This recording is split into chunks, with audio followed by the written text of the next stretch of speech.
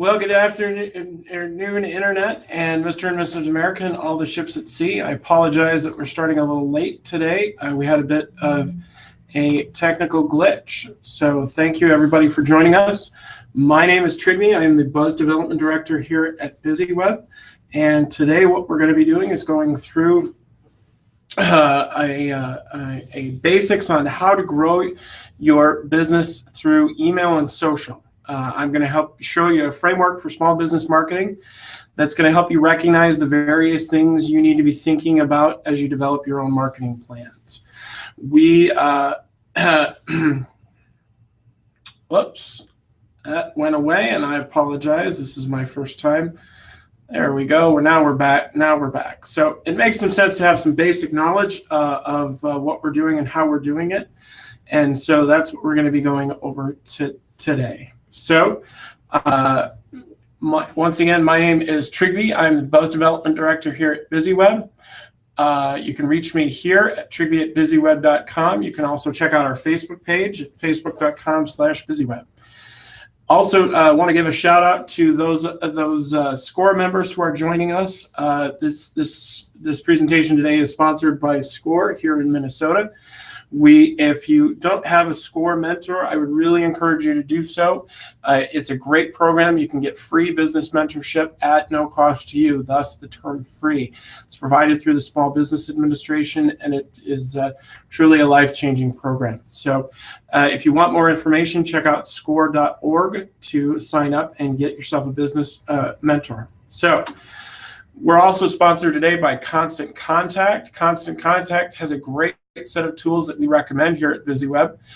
It's called the Toolkit, and that's why we're basing our webinar today on the framework of that. What does that mean? It means you can have newsletters and announcements, you can have offers and promotions, and you can have feedbacks and surveys that you can send out to your customer base, and you can also do events and registrations. All of these working together give you the opportunity to have everything in one place and truly have all of your tools for your small business all together. It's a great program. We'll give you a special offer when we're done if that's something you're interested in. So once again, just to tell you a little bit about us here at BusyWeb, we are an online marketing and WordPress web design company. We also do pretty much everything under the sun when it comes to digital marketing. So if you need email marketing help, we can do that. If you need social media marketing help, we can do that. If you need somebody to help tie it all together, we can do that for you. So if you're interested, you can find us down at the bottom left. You can see busyweb.com. That's how you get a hold of us, and our number is listed there as well. So what are we going to talk about today, and how are we going to talk about it? Well, we're going to go over 4 things. First of all, we're going to talk about the differences in marketing. We're going to talk about how marketing has changed, but we're also going to talk a bit about how some core elements have shifted and how your thinking should be shifted as well. Now, next, we're going to talk about where your marketing starts with goals and objectives, and without those, you're just basically throwing darts in the dark. Then the next thing we're going to do is we're going to lay out a framework that will help you see the breadth of marketing activities that you can be thinking of. We're not going to tell you that you need to be doing all of those right now, but after we show this to you, you're going to have a better sense of all the elements of marketing that are important to a small business organization. So let's get started.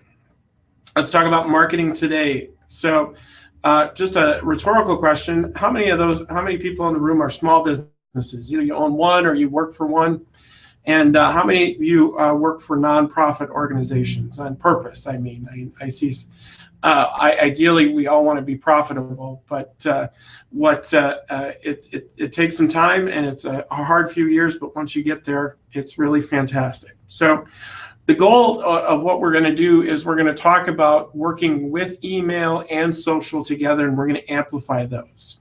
So to give you an illustration, here are 3 of the biggest social media platforms in the world today.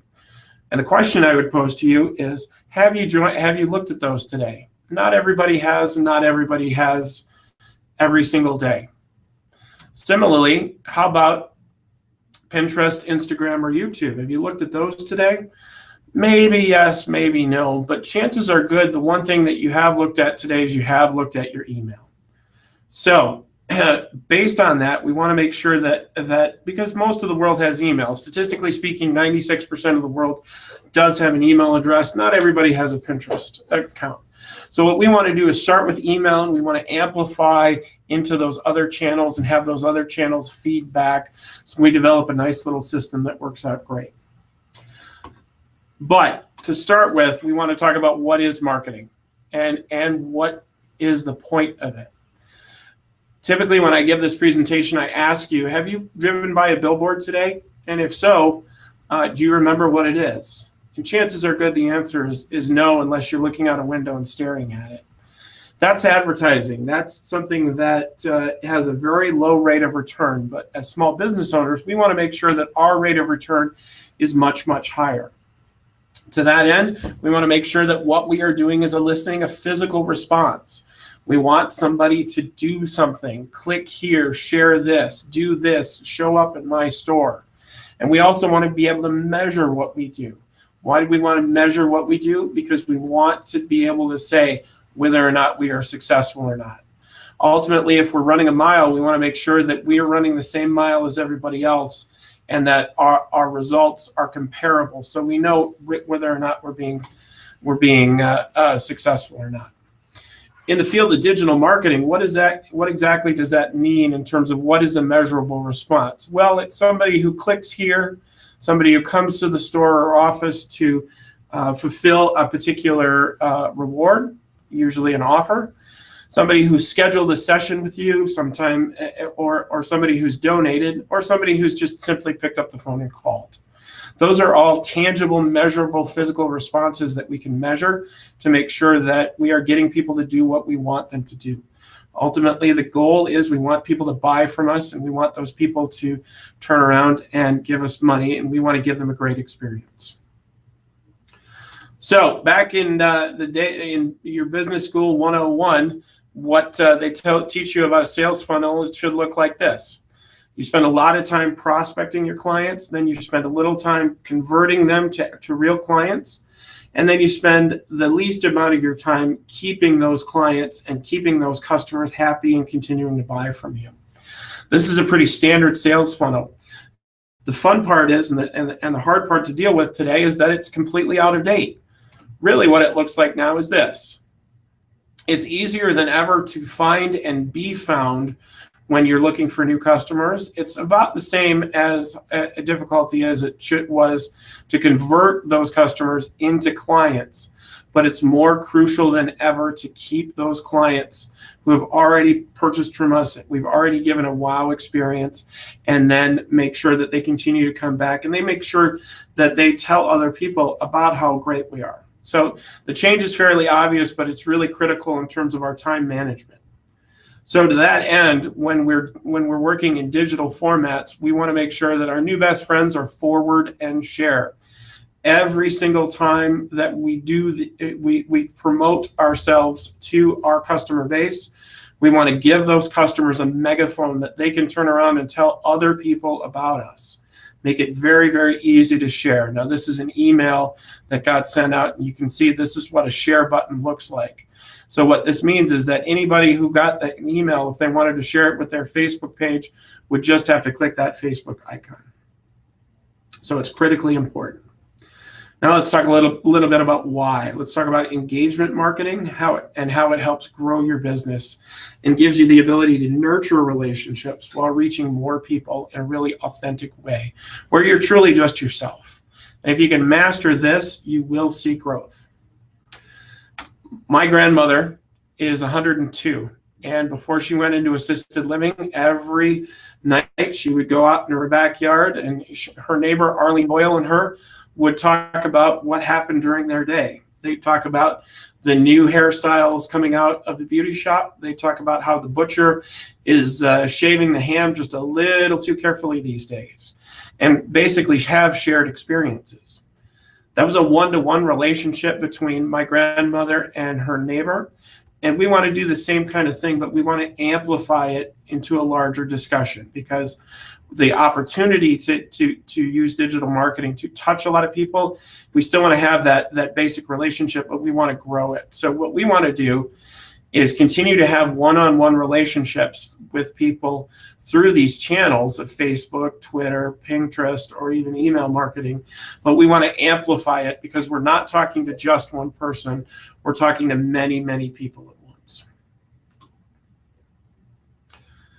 So another way to look at this kind of gets down to brass tacks and starts with an understanding of your current revenue stream. So would you say that more than 50% of your business is repeat sales? How about more than 75%? Truth of the matter is that approximately, statistically speaking, on the average, 90% of business comes from current and returning customers, which means that 10% comes from brand new business, people who've never seen you before, never dealt with you before. So let's break that 10% down a little further.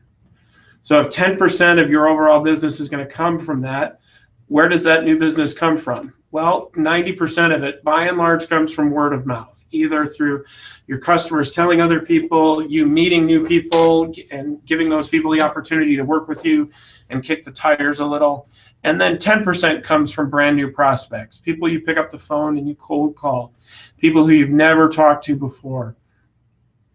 So in the grand scheme of things, as we're looking back at the overall pie, if 90% of our business comes from current customers, 9% of new business comes from word of mouth, and only 1% comes from prospecting brand new clients from scratch, that means that 99% of our overall client base and our customer base and our revenue stream is going to be coming from the 99%.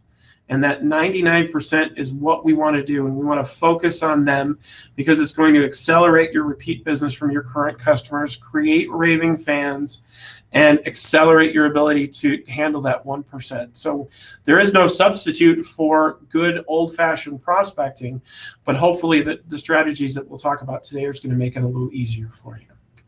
So that comes through as simple ideas. I wish I had a clever way of explaining this. I like to call it the goggles of engagement. The first thing that we have to do, this is our storefront, our hypothetical storefront. Somebody comes in and they buy something from us. The most crucial thing in this entire enterprise is we have to provide a wow experience. If you can't help people in a way in which they remember you fondly, then you're probably not going to be in business very long. Think of it this way. When is the last time you ever purchased something from somebody you don't like, excluding the cable company? Chances are good you probably haven't done anything and you haven't bought from anybody that you don't know. So after we've provided that wow experience, do we just let the customer go on their way and don't talk to them ever again? No. We want to entice them to stay in touch. We want to say, hey, we do a lot of different things. We have a lot of different things that we can do to make your life better. Please make sure you stay in touch with us. And the way we do that is through things like Facebook, things like email, things like social media marketing. What happens then is as we're enticing people to stay in touch, we're re-engaging them back into the process. Tell us something about when you worked with us, how great your life became as a result of that. That's an engagement process where we're actually asking people to help us. And when that happens, that engagement drives social visibility. People who are in similar situations and similar issues with your customers and your client base, those people are then going to turn around and say, hey, maybe these people can help us just like they helped that customer right there. And what ends up happening then is that drives new prospects. You can see where I came up with the goggles of engagement. It's not the greatest term in the world. So if you think of something great, by all means, let me know. But this is how the cycle works. We provide the wow experience. And if we do it correctly, it's going to drive new prospects into our store. How do we do that? What's the best thing that we can do to make that happen? Well, it's by making sure that we are who we say we are. Every single one of you that's in business is literally an expert. There is someone somewhere in the world who says, hey, this person's so good, let's give them money to continue doing what they're doing. And to that end, that makes you an expert.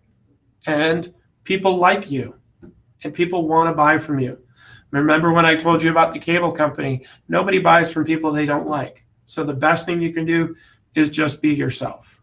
You are the face of your company, the people that associate with your business the most, and that's why you can be your authentic self. A large corporation can't do that. Coca-Cola can't do that.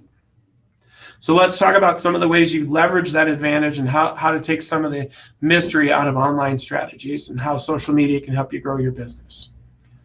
So we talked a little bit about some of the core ideas and underlying what a basic understanding of what marketing is all about. So let's jump into the next stage of this. And so we're going to call this campaigns that drive results. But the first question you should be asking is, what exactly is a campaign? What exactly does that word mean? Simply put, there are two parts to a campaign. First, pushing out information to some of your followers, supporters, or something to that extent, where you are sharing information with them. Here's our hours. Here's when we're open. Here's when we sell. That's all push content. The second thing that we want to do is we want to pull responses back from somebody. We want them to read something, forward, share what we sent, show up to our storefront, call us, attend an event. We want them to take an action of some sort. So when you're thinking about campaigns in terms of push and pull, don't think about it as just putting an offer out there and making a sale. In this new marketing world that we're talking about, it's more like a conversation, which lends itself to that bringing your personality in, because you get to be your authentic self. And as a small company, you can engage in a conversation that feels much more like nurturing a relationship as opposed to a sales gimmick. So, and if you're doing it right, it's going to seem that way from both sides of the conversation. So we talked a little bit about what kinds of campaigns are there, but what really does that mean? There are newsletters and announcements, and everybody should be relatively familiar with this. You could also offer special offers or deals where you're giving people an incentive to buy, or something as simple as an online survey and a poll where you're asking for feedback from your customer base. And finally, there are event updates and invites. About an hour ago, all of you got an email saying that this is giving you the update of when this webinar was going to happen. For those of you who are listening to the recorded version, one of the things that we do is we send out an update with the link on how to join the live webinar, which I encourage you to do not only next month for SCORE, but also every Wednesday at noon at busyweb.com. So let's talk about newsletters and announcements. What exactly is that? How exactly do we do that? What's the value in it? Well, the first thing that we do is we generally want to share it by email or send it via social media. Why do we do that? Well, number one, and most importantly, it's cheaper. Generally speaking, having email service provider is going to cost you less than $50 a month. But if you send it via snail mail, you're going to end up putting it in the mail. You're going to have to buy postage. You're going to have to stuff it. You're going to have to print it. It's a whole big thing. But we also want to make sure that we're including the simple share button, which is going to allow people to share, allow our readers to share with other people as well. And we want to let those other people share via social. So there's the share bar on the email the hypothetical email newsletter that we're talking about. Second, place your logo at the top and make sure your name is in text. Why is it important that your name is in text? It's because Google's robots and search engines can't necessarily read a picture, but they can read a text. So we want to make sure that the first thing somebody sees is who this is from and they know who it is. And we want to make sure it's on the left so any email program would be easy to read it. Now, the most important thing that I can tell you is don't actually put the whole article that you're sharing in the newsletter, because then you can't measure it. The best thing you can do is post the full articles on your website and then tease articles with read more links through your newsletter. The value in that is you get people who are interested in reading the newsletter to click on the links, and in that they're actually doing something. Lastly, we want to make sure that the key action items, anything that we truly want somebody to do, is going to be above the scroll line. What is the scroll line? It's that break when you load something on a computer screen before you have to start scrolling down to look somewhere else. And lastly, don't forget, make sure you add your own social links as well. Next, let's talk about special offers and deals. We want to push those out with our email lists and our social lists. We want to make sure that we encourage sharing. So anybody who thinks this is a great deal, we want them to tell other people. We want to give them the opportunity to shout from the rooftops that we are great and we're getting a great deal. Third, we want to make sure that we get the money on the spot. It's not helpful to us if we don't get paid for 3 weeks or 3 months. We are in business. Our cash flow is important. We want to make sure that we're getting everything that we need. We want to track everything. How many people liked our offer? How many people shared it? How many people bought? All of that information gives us the opportunity to truly measure our success. And then the next step is to define what our success is. If we're offering a special deal and we want to sell 10 special deals, well, if we sold 9, does that mean we weren't successful? Absolutely, unfortunately. And then make sure you add your own links. We want to make sure that anybody that we're dealing with has the opportunity to follow us on Facebook, join our email list. Next, let's talk about surveys and polls. What's the value in a survey and poll? Well, it gives you the opportunity to truly get information directly from the horse's mouth. It gives you the opportunity to ask those people who bought from you, why did you buy from me? What made it a special experience? You can also ask, what do you think we should do better? And then truly listen to those comments. So it's very simple, but it's very important. So first of all, we want to push with email and social, just like everything. And we want to make sure that we have access to it on the website. So somebody doesn't necessarily have to go only through email to get it. Make sure it's branded with your logo, because those people who are raving fans and have dealt with us before, we want to make sure that they know that they're dealing with us and have that likability shine through. Make sure you don't ask too many questions. I can speak from personal experience when I have had people send me surveys that took a half an hour to do, and after a while, I just didn't want to do it anymore. So make sure that your questions that you're asking are few and short, and don't take any more than about 5 to 10 minutes of somebody's time. Most importantly, though, when you get feedback, you want to make sure that you listen to it and you make the changes that you can make in order to make it a go. Next, let's talk about events, invites, and updates. So this is an example of an event invitation campaign, and you push that using social, email and social. You also notice that the details are simple and clear. Where, when, and how do you get tickets? You create an event homepage to do that, so people can advertise more and tell more about what's going to happen at the event. Make sure it's easy to RSVP. Make sure it's right above that scroll line that we talked about earlier. And then finally, make sure you manage it all online. Having an electronic system is great if you use it. It should be easy, make your lives better for everything for an event, including signups, events, payments, and check-in. So these are the kind of things that we can do. Let's talk about setting goals now. Well, here's some great goals. Reach new customers or donors, drive new business, nurture leads, engage members, or even increase donations. These are really good, basic, general goals. But the question that we always want to ask ourselves is, how do we know if we're being successful? If our goal is to increase donations, how do we know unless we put some forms of measurement on it?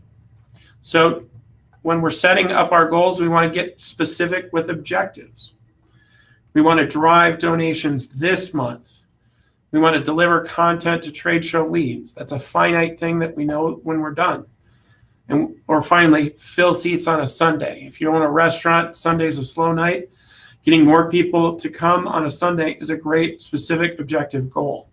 So if we choose that goal, you may be able to juggle more than one objective, but for today's session, I want you to consider just one as we're going into the campaigns and channels, because it's easier to get people to take the action and get the results that you want. Here's the rule of thumb to follow. 3 questions to ask when we're setting up an objective. First, will achieving this objective help my business grow? In our hypothetical example of getting more people to come on Sundays, that helps our business grow. Second, is this objective attainable? Can I actually achieve this goal? To give you an example, I would here's a potential objective goal. I would like to triple my business by the end of the month. Is that an objective attainable goal? Well, not necessarily, because unless I hit the lottery, tripling your business within a month's period is really, really hard. So make sure that your objective is attainable. Third, how will I measure it? How will I measure my progress towards it? Again, the most important thing that I can tell you, make sure that you are measuring your goal. Everybody loves to have a gold star when they know they're complete, and everybody loves to have a gold star when they know that they've done a good job. That hasn't changed as you've gotten older, and it's important to make sure as you're defining whether or not you're successful to have those measurements and the progression towards it. Okay, so we've talked about marketing isn't just advertising. It's not just the emails you send. It's more than one concept. So, which brings us to the 4 pillars of marketing.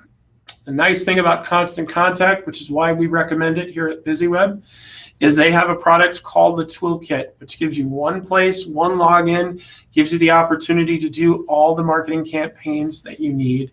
And it starts with the backbone of email marketing. That's why we recommend it.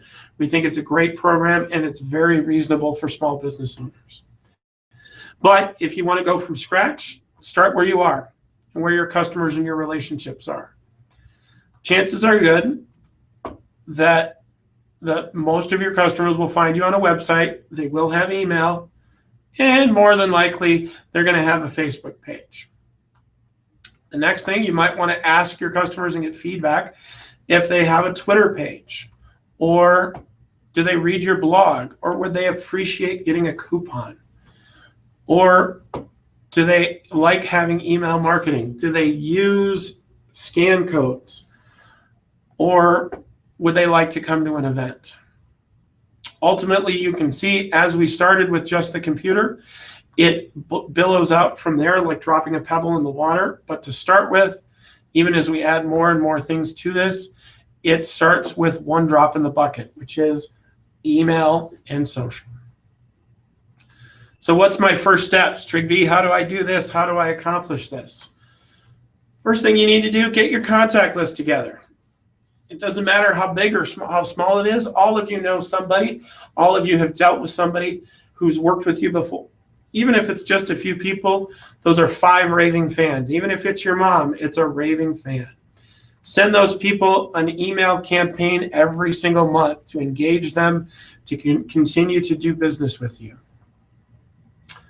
If you're new to social media, make sure you fill in every field that's available to you, both on Facebook, Twitter, Pinterest, LinkedIn, Instagram, and be consistent. So the information you provide on Facebook should be the same information you provide on Twitter.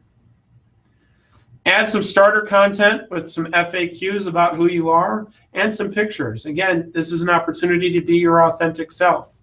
If you bring your dog to work and your dog is a store dog, then post pictures of the dog. Sometimes people love that. But most importantly, if somebody's looking at a Facebook page and there's no information on it, they're not going to interact with you. They're not going to engage with you. Here's the most critical thing I can tell you about your first steps. Make sure that those 5 people that you deal with, you follow, you fan, and you link to those best customers. Because this is a relationship. This isn't you're not a vendor. You're continuing to work with them over and over and over again. So how do we grow our list from those hypothetical 5 people to a much, much bigger list? Well, make sure that you have an add join my list to your website. This is a fairly simple concept that not everybody figures out. One of the more fun things that I can tell you that not everybody does is make sure that in your email signature file, which just about everybody in business has, that you include a link to join the mailing list. I can't tell you how many times I've been irritated or aggravated when somebody sent me a really informative newsletter and I'm not able to subscribe or join. If your crowd tends to skew towards a younger crowd, you can set up text to join, where you send you have a keyword assigned to you, and when you text to a specific number, those people will join your email list.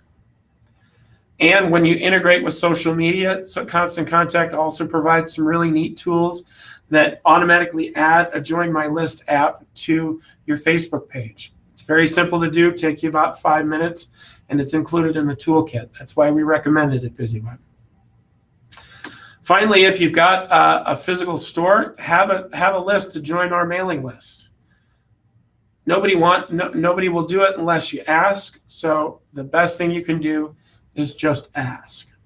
Statistically speaking, 6 out of 10 people, if you ask for their email address, will give it to you. So really our challenge is using these tools to get into the other 4. And you have to start somewhere, even if it's just friends and family. Now, I've laid out a lot of really interesting things and a lot of fun concepts that are going to help you grow your business. But the question is, do you really have time to do all of them every single day? Hopefully the answer is no. So what I'd encourage you to do is make sure that you automate anything you can. For instance, if somebody joins your email list, you want to set up a welcome and update emails that go out automatically anytime somebody joins. Second, you can pre-schedule your email campaigns. This is a neat function that Constant Contact offers, where anytime that you are in your system and you want to set up several emails at once, you can do that, and you can schedule them to go out over a period of weeks. So how that becomes truly valuable is if you set up a series using an autoresponder. So somebody joins our hypothetical list over the next 12 to 14 days, they're going to continue to get emails from us that are automatically sent out. And that's called using a series.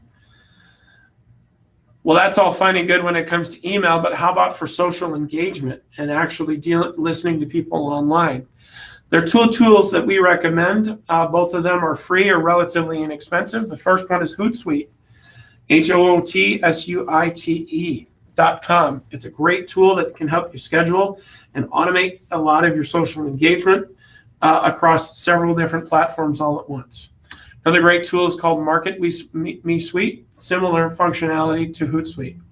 That being said, you can't just schedule and forget it. You have to make sure that you listen and respond to anybody that communicates with you and tries to engage with you.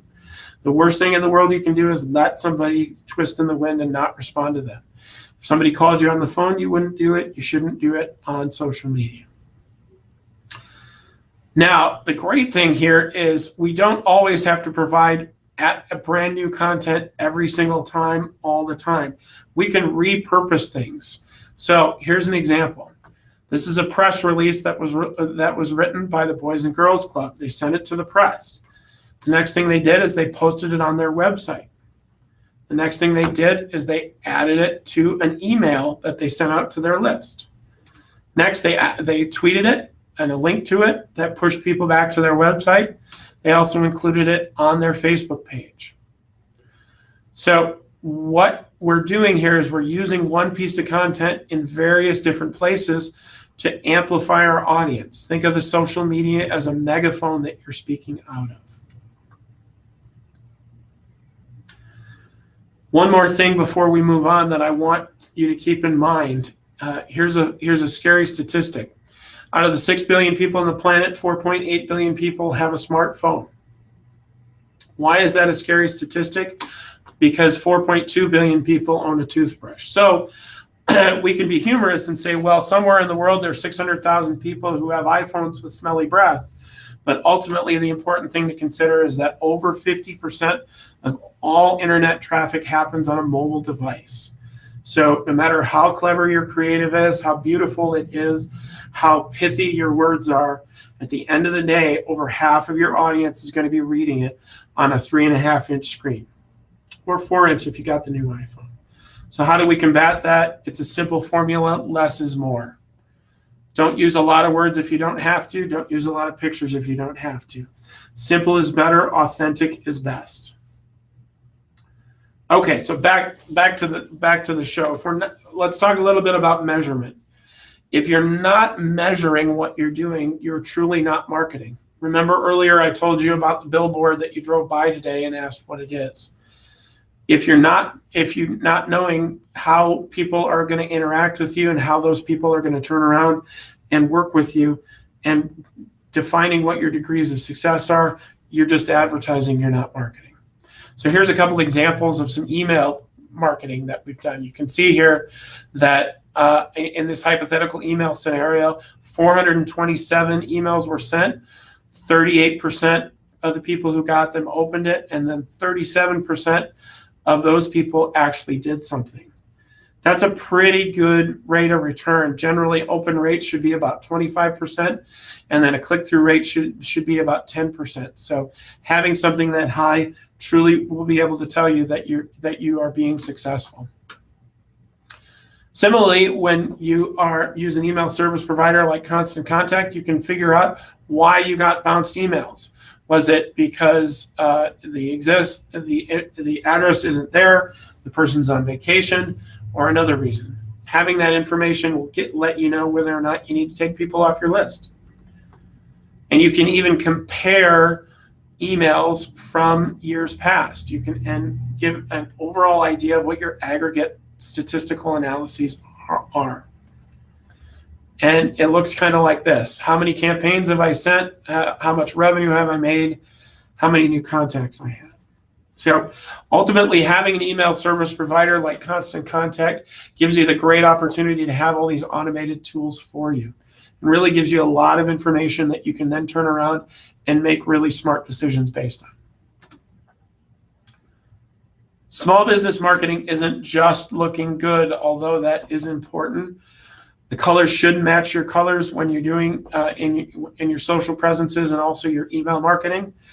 But consistency matters most of all. At the heart of it all, really what small business is based on is relationships. It's based on nurturing relationships, delivering on your promise, getting measurable results, and then continuing to work on that funnel over and over and over again. Relationships are truly key. So if you want a quick idea of what Constant Contact looks like, this is what a dashboard looks like. You can see the difference between emails and social campaigns, and also how well you're doing. You can see it's a very easy concept, and you can even see how easy it is to change colors as you're building an email template. It's drag and drop. It's very simple. It's a great tool. I wholly recommend it. So to that end, if you'd like to start with a Constant Contact, we do offer a free template design if you sign up with us by the end of the month. That's something that we can provide. And how much is it? Well, generally speaking, it's between $20 and $50.